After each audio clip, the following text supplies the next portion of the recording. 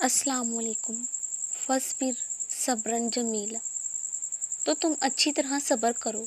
القرآن۔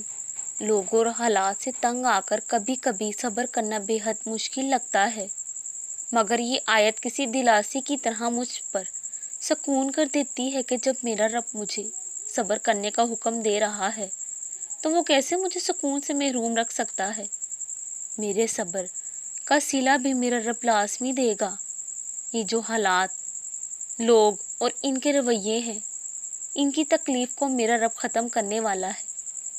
مجھے میرے رب کے سوا بھلا کون سکون عطا کر سکتا ہے، کون صبر دے سکتا ہے۔ میں اپنے لیے صبر جمیل مانگتی ہوں، بے شک وہ صبر کرنے والوں سے محبت کرتا ہے۔